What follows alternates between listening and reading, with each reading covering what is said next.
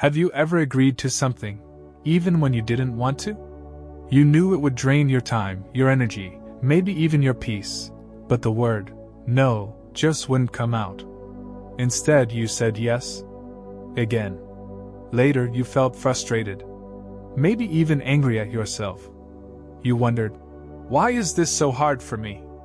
Other people say no easily. What's wrong with me? Here's the truth most people don't realize. The difficulty isn't weakness.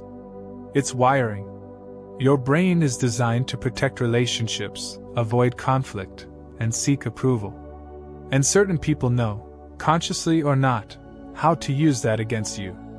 So the real question isn't why you struggle to say no. The real question is, who benefits when you can't?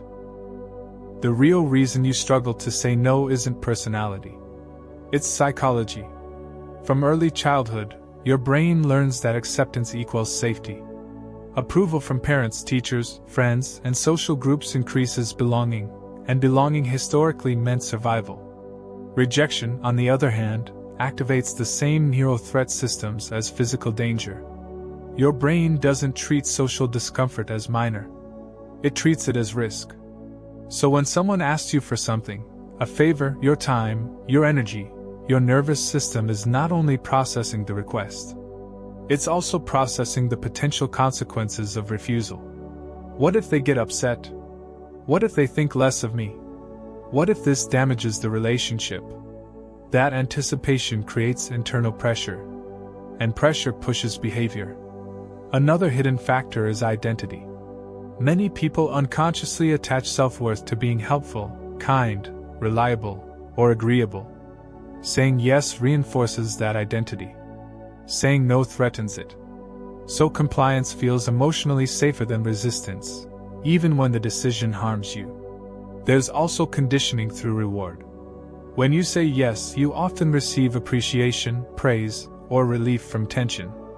Your brain releases dopamine, reinforcing the behavior. Over time, people-pleasing becomes automatic.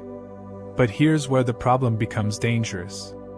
Some individuals recognize, consciously or not, that you're uncomfortable with boundaries. They apply subtle pressure, urgency, guilt, disappointment, or persistence. Because your brain already wants to avoid conflict, their influence becomes stronger. The issue isn't that you don't know how to say no. The issue is that your nervous system has learned that saying yes feels safer than saying no. And until you recognize that pattern, you'll keep repeating it, even when it costs your time, energy, and peace. When you struggle to say no, it's not just about habits, it's about how multiple systems inside your brain interact at the same time. The first system involved is threat detection. A region called the amygdala constantly scans for danger. Most people assume danger means physical harm, but your brain evolved in social groups where rejection could reduce survival chances. So today, even small signs of disapproval, someone's tone changing, facial expressions, or silence, can activate a mild threat response. That uncomfortable feeling you get before refusing someone isn't random. It's your nervous system predicting social risk. The second system is reward and approval. Humans are wired to seek belonging because cooperation historically increased survival. When someone smiles, appreciates you, or accepts your help, your brain releases dopamine and oxytocin, chemicals linked to pleasure and bonding. Over time, this creates reinforcement learning. Saying yes becomes associated with emotional reward, while saying no becomes associated with tension.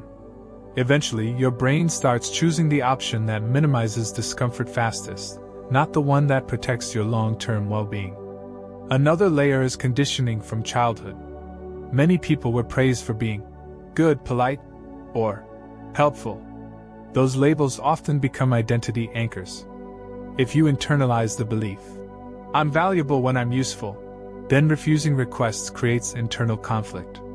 You're not just declining a favor, you're subconsciously threatening your own self-concept.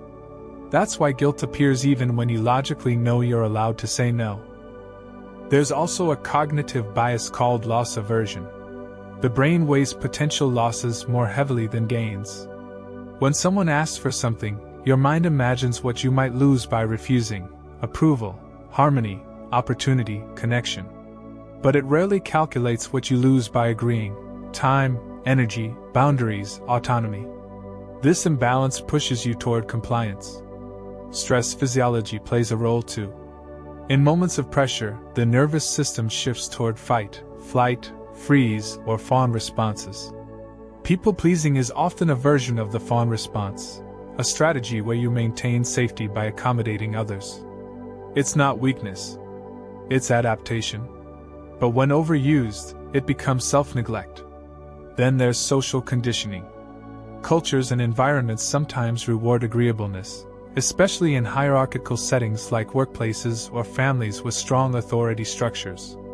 If asserting boundaries previously led to conflict, punishment, or withdrawal of affection, your brain learned a simple rule: compliance prevents pain.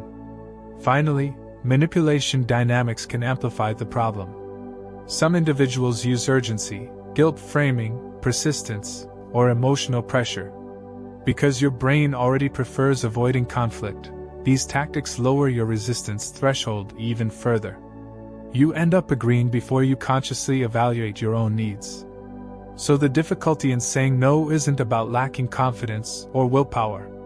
It's the result of threat perception, reward learning, identity conditioning, cognitive bias, and nervous system responses working together. The key insight is this: your brain is trying to protect you, just using outdated predictions. And once you understand that, you gain the ability to retrain it. How people exploit it. The difficulty in saying no doesn't exist in isolation. It interacts with other people's behavior. And some individuals, consciously or unconsciously, learn how to use that tendency to their advantage. One of the most common methods is urgency. When someone creates time pressure, "I need this right now, this is your only chance, please decide quickly," your brain has less time to evaluate options. Under urgency, people rely more on emotional reactions than rational thinking. Saying yes becomes the fastest way to reduce tension. Another tactic is guilt. Statements like, "I thought you cared, after everything I've done for you," or, "You're the only one I can rely on," shift responsibility onto you. Instead of evaluating the request objectively, your brain focuses on relieving emotional discomfort. Compliance feels like restoring balance, even if the request is unreasonable. There's also persistence pressure. Some people simply don't accept the first refusal. They ask again, then again. Each repetition increases psychological fatigue. Eventually, saying yes feels easier than continuing to resist. This is not coincidence. Repeated requests statistically increase compliance rates. Social expectation is another powerful force.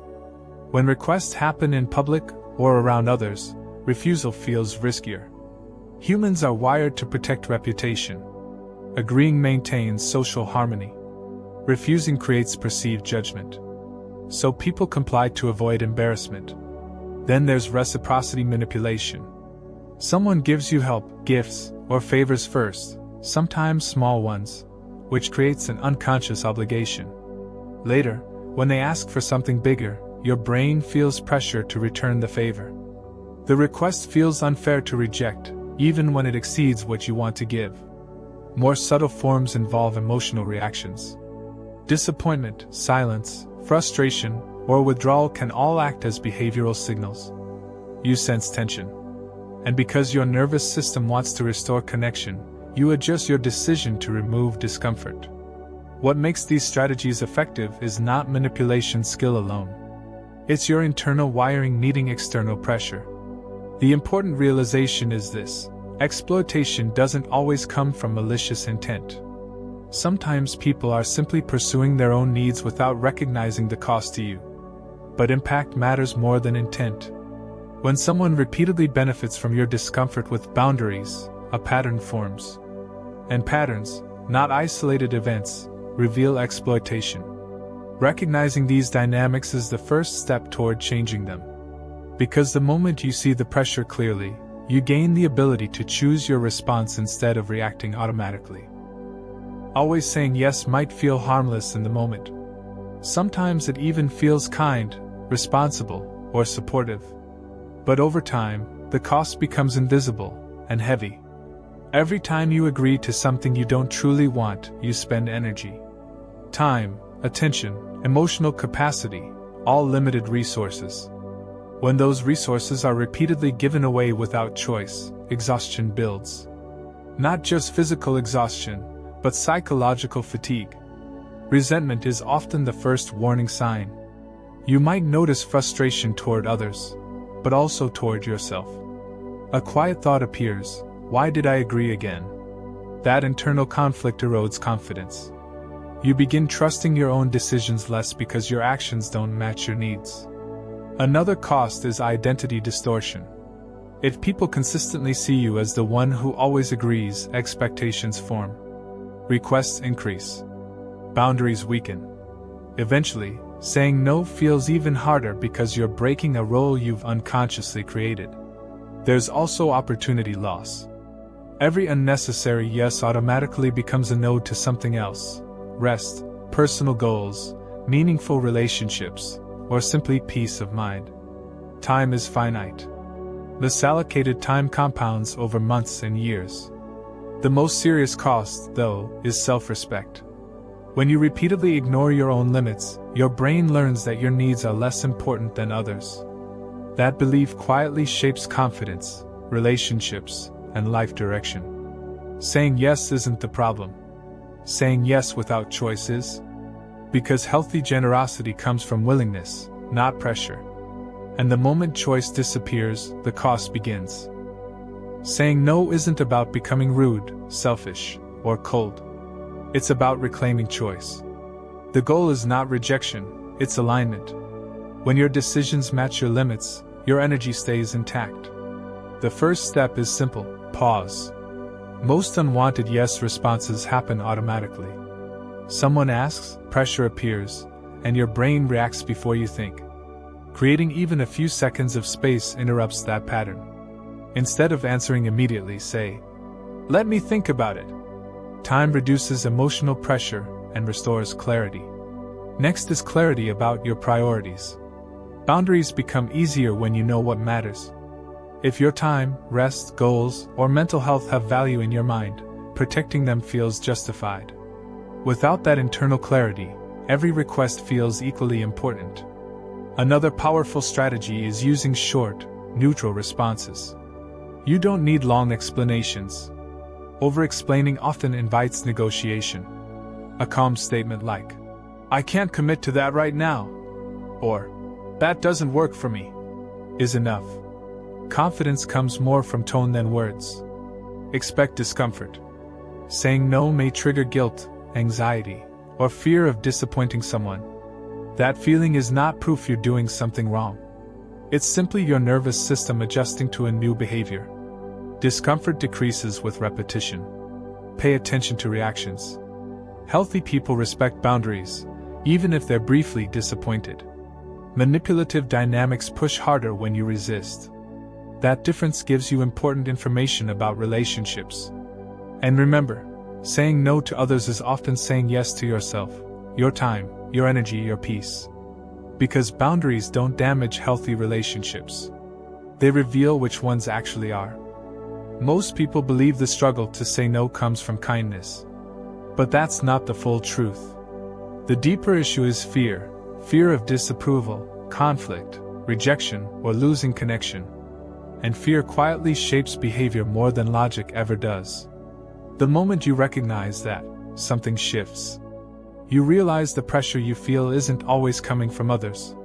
Sometimes it's coming from inside you, old conditioning, past experiences, learned survival patterns. And here's the twist. The people who benefit from your constant yes are often not consciously controlling you. The real control comes from your automatic reactions. Which means the power to change was never outside. It was always in your awareness. Because the moment you see the pattern clearly, you stop being controlled by it.